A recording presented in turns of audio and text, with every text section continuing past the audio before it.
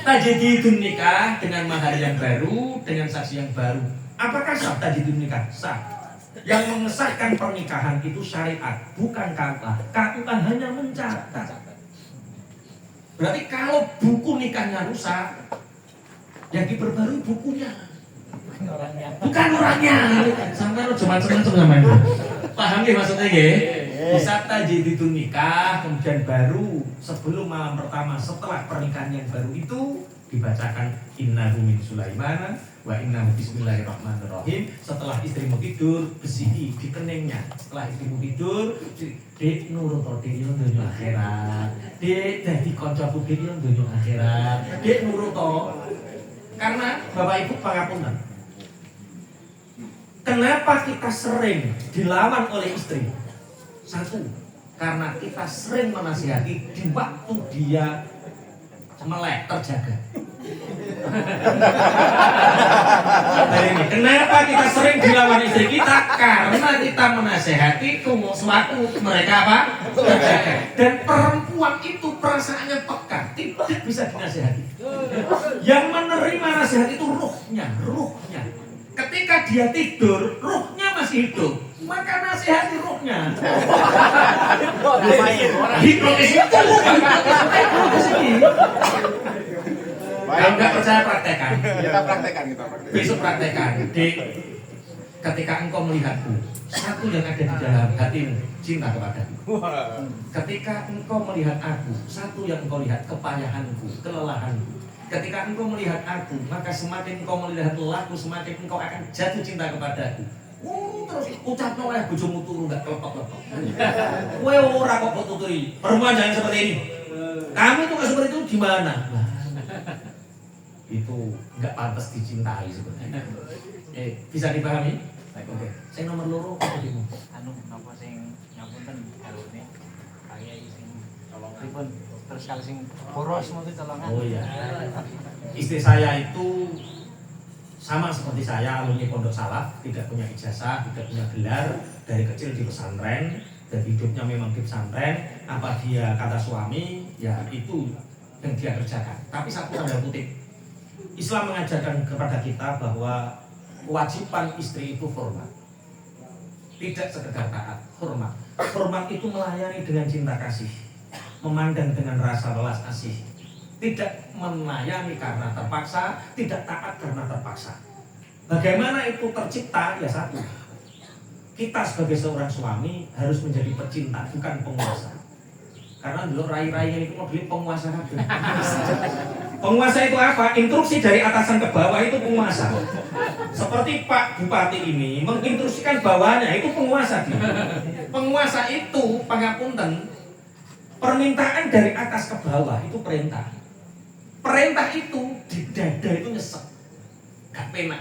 Diterima itu kepeksa. Tapi kalau pecinta itu akan meminta dengan hati. Jadi sing saiki, kamu tahu nggak? Istri itu kewajibannya apa? Kalau kamu nggak tahu, neraka kamu. Penguasa itu. Rokok. Iya. Makanya dalam baca Quran dan hadis itu harus imbang. Laki-laki yang dibaca harus ar-rijalu qawwamuna 'alan nisa'i bima faddalallahu ba'dahum 'ala ba'din wa bima anfaqu min amwalihim. Ada 3 hal yang harus dipenuhi laki-laki. Ini perempuan jangan baca ini.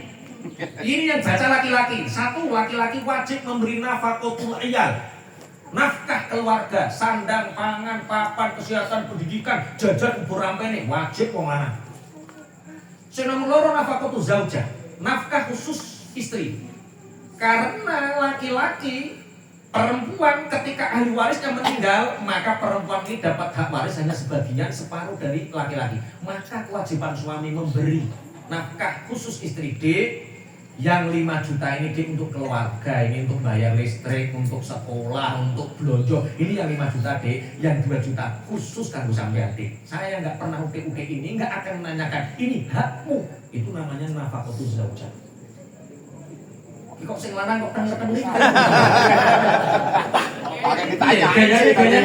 Gayane. Mana bawa istri lagi gua. Ini yang baca laki-laki. Perempuan nggak boleh nuntut. Yang ketiga nafkah batin. Lagi tekan ngomong. Berarti kewajiban laki-laki nafkatul iyal, nafkatul zaujah, nafkah batin. Sementara itu yang rutin saja. Nah, perempuan baca hadisnya ketika seorang perempuan membuat hati suaminya mangkel dan dia tidak taat kepada suaminya dan suaminya masih mangkel, maka Allah melaknat, malaikat melaknat, dunia seisinya melaknat sampai laki-laki Nabi itu.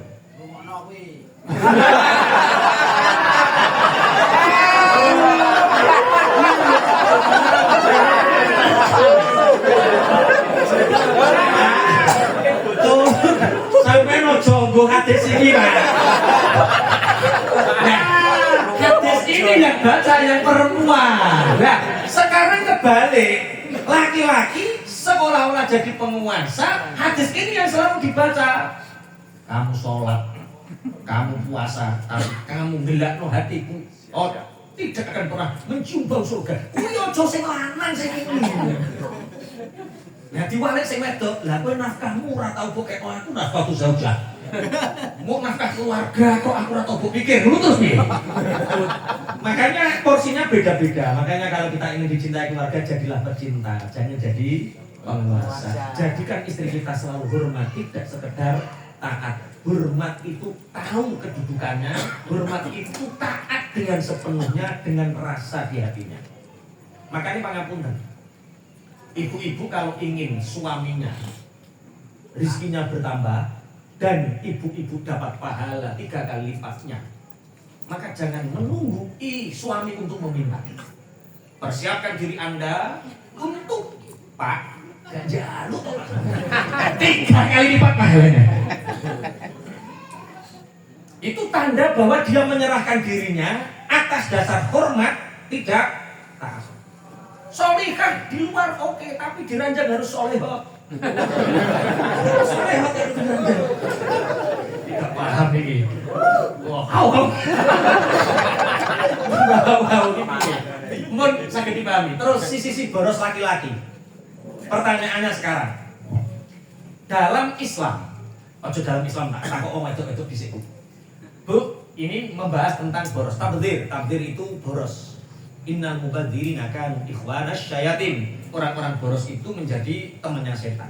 Pertanyaannya Bu, yang ibu-ibu hadir di sini. Apakah berdosa seorang suami menyembunyikan harta tanpa sepengetahuan istri? Contoh, suami hari ini dapat penghasilan 2 juta. Yang dikasihkan istri itu hanya 1.500.000. Yang 500 uang kenakalan suami tanpa sepengetahuan istri. Apakah seperti itu suami berdosa, Bu? Enggak. Allah.